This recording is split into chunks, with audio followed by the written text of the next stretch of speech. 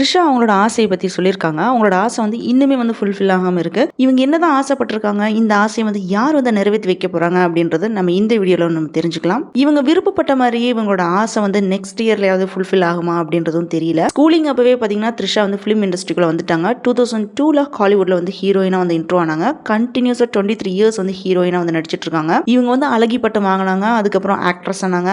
இப்போ நம்பர் 1 வந்து இருக்காங்க. நெக்ஸ்ட்டாக வந்து தமிழ்நாடு சீஃப் மினிஸ்டர் ஆகணும் அப்படின்றத இவங்களோட ஆசையா அப்படின்னு வந்து சொல்லியிருக்காங்க. இன்னும் 10 வருஷத்தில் இவங்க வந்து தமிழ்நாடு சிஎம் ஆவேன் அப்படின்னு ஒரு இன்டர்வியூவில் முன்னாடி வந்து சொல்லியிருந்தாங்க. அந்த ஆசை தான் பார்த்தீங்கன்னா இன்னும் வந்து நிறைவேறாமல் இருக்குது. த்ரிஷாவோட ஆசை எந்த பார்ட்டி வந்து நிறைவேற்றி வைக்க போகிறாங்க அப்படின்னு தெரியல. த்ரிஷா வந்து எந்த பார்ட்டியில் ஜாயின் பண்ணனாலுமே எடுத்த உடனே வந்து சிஎம் சீட்டுக்கு எல்லாமே வந்து சான்ஸே இல்லை. ஃபர்ஸ்ட் பொலிட்டிக்கல் ஃபீல்டில் வந்து ஜம்ப் பண்ணணும், அதுக்கப்புறம் பாலிடிக்ஸ் எல்லாமே லேர்ன் பண்ணணும், அப்புறம் பார்ட்டிக்காக வந்து ஒர்க் பண்ணணும், மக்களோட நீட்ஸை வந்து ரியலைஸ் பண்ணணும். இதெல்லாம் எல்லாமே செஞ்சதுக்கு அப்புறம் தான் வந்து சிஎம் ஆக முடியும். பாலிடிக்ஸ்ல என்டர் ஆன உடனே இம்மிடியட்டா சிஎம் எல்லாம் ஆக முடியாது. த்ரிஷா வந்து அவங்களோட கெரியர்ல வந்து ஹாப்பியா வந்து இருக்காங்க. நிறைய லீடிங் ஆக்டர்ஸ் கூட தமிழ், தெலுங்கு, மலையாளம் அப்படி எல்லா லாங்குவேஜஸ்லயுமே நடிச்சிட்டு இருக்காங்க.